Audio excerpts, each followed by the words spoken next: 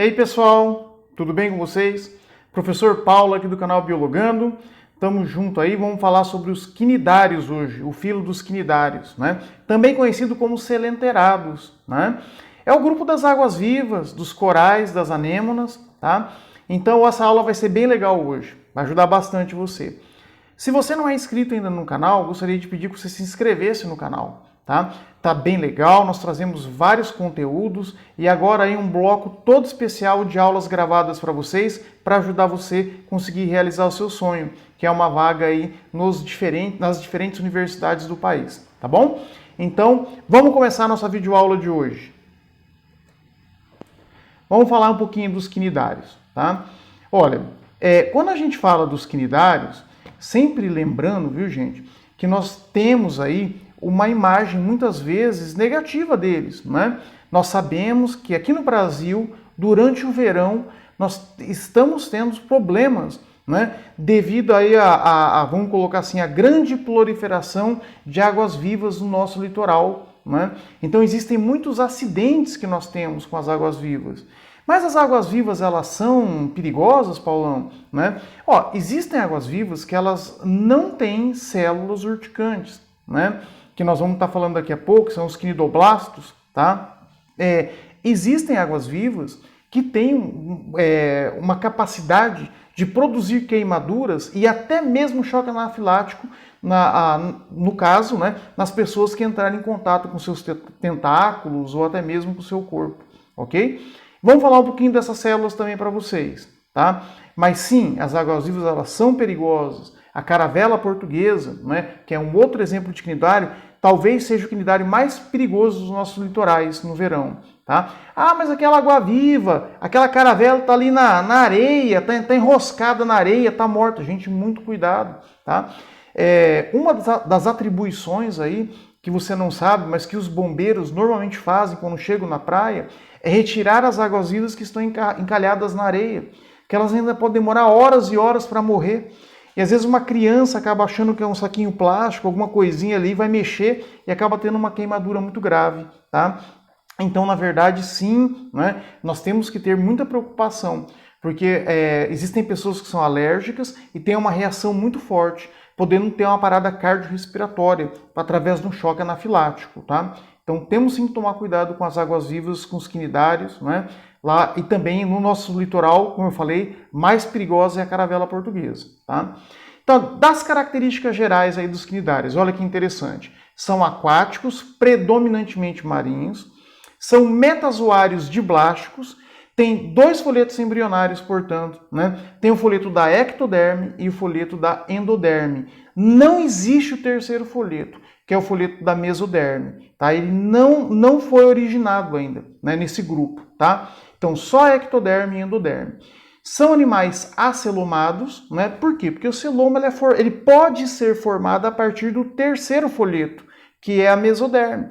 E justamente esse eles não têm. Então, por tabela, obrigatoriamente serão organismos acelomados, tá? São protostômios, né? Protostômio é que o blastóporo originou primeiramente o que? A boca.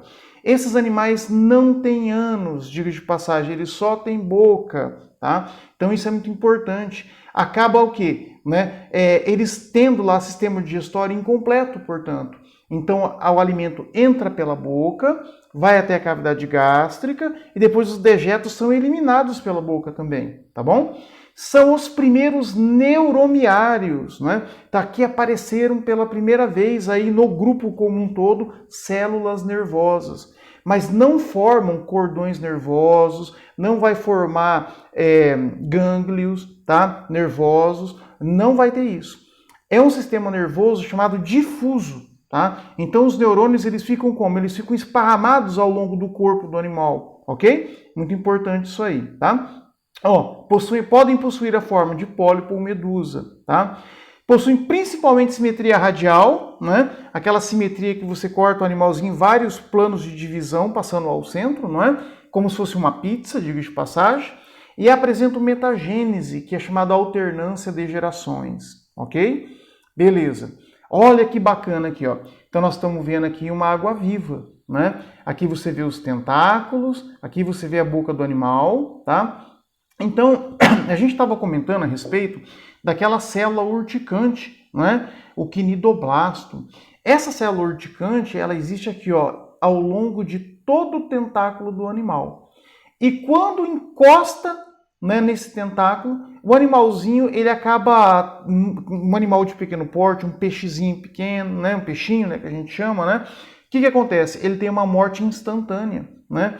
Então, a gente até fala, né, que é a toxina, né, é a quitinocongestina, ou também chamada de hipnotoxina, a substância, né, química que existe dentro do quinidoblasto, tá? E chamado de hipnotoxina porque o animal, a impressão que ele está hipnotizado, tá? Mas na verdade ele está morto, ok? Quais são as classes, né, desses animaizinhos, tá? Nós temos a classe hidrozoa, é a primeira classe. A segunda classe é a classe cifozoa e a classe antozoa. São as três classes que nós temos na sistemática aqui, né, voltada aí ao ensino médio dos quinidários, tá bom? Então, é exemplo de hidrozoário. Olha aqui a bandida. Olha aqui a caravela portuguesa. Gente, você olha esse... E é muito bonito, né? Quando a luz acaba incidindo no animalzinho, né, lá na areia da praia e tal, dá uma vontade de pegar. Porque parece um arco-íris. As cores do arco-íris ficam todas se misturando ali, né? Como reflexo, tá? No corpo desse animal. Então, é muito comum as pessoas irem lá com a mão tentar segurar, tá?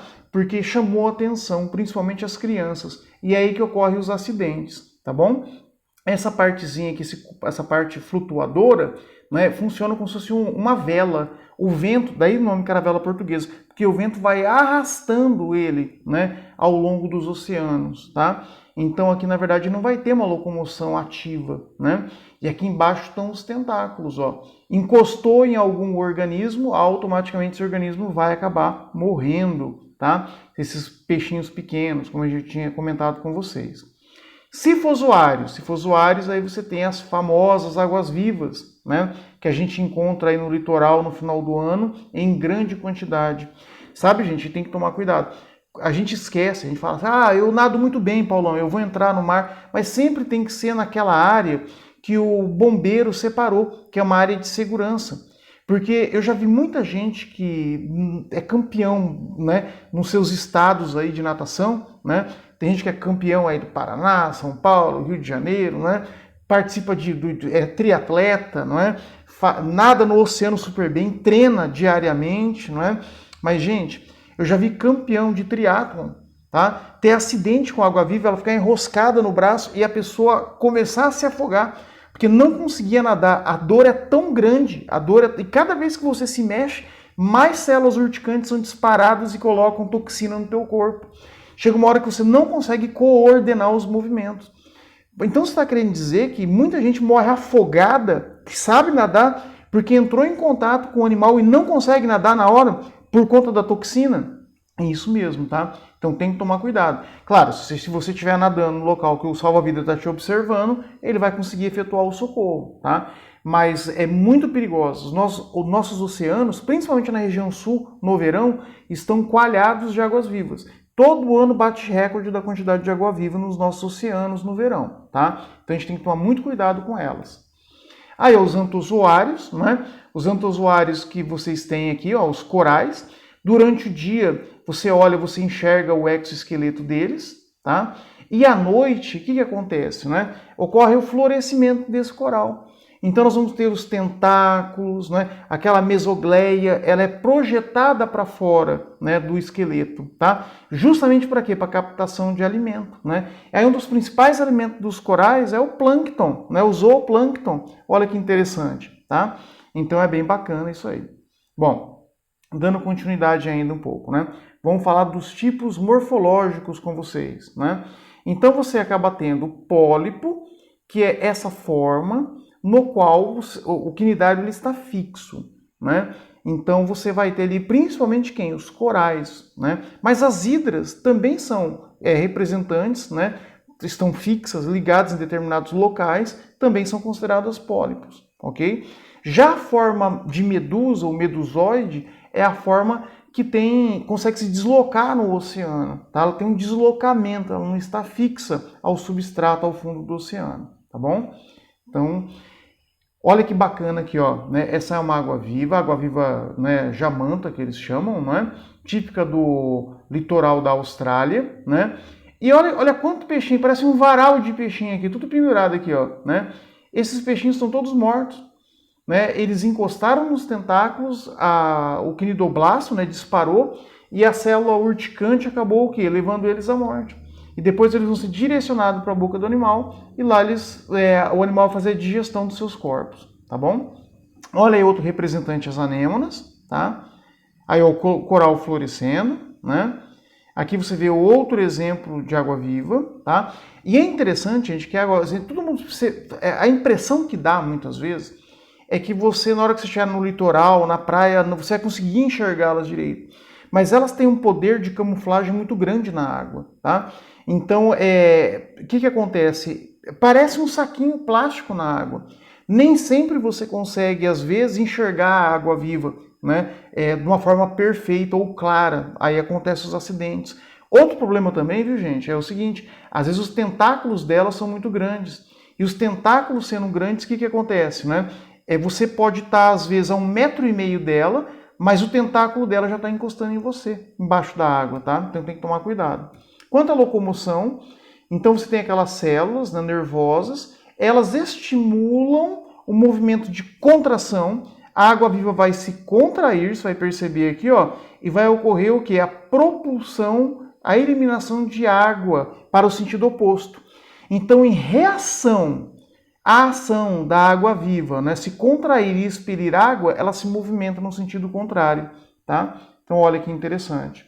Quanto à anatomia, você vai ter aqui, então, olha lá, né, gônadas, certo? Que vão produzir aí os gametas, tá? Você vai ter aqui uma ectoderme agora, já é um tecido, esses animais têm tecidos verdadeiros, um mesênquima, tá? Ó, a boca, a cavidade gastrovascular, né, onde vai se dar a digestão do animal. Entretanto, lembre que você não existe um ânus, o sistema digestório é incompleto, portanto o animal ele vai comer, ele vai ter que regurgitar os restos que não foram digeridos, tá? Então isso é bem interessante, ok? Aqui você vê uma franja, né, e os tentáculozinhos maiores aqui, ó, tá vendo aqui, ó? E toda essa partezinha aqui, inferior, e os tentáculos, repletas de quinidoblastos. Tem que tomar cuidado, viu, gente? Tá? Então essa foi a nossa aula de hoje. Foi um prazer estar aqui com vocês, tá?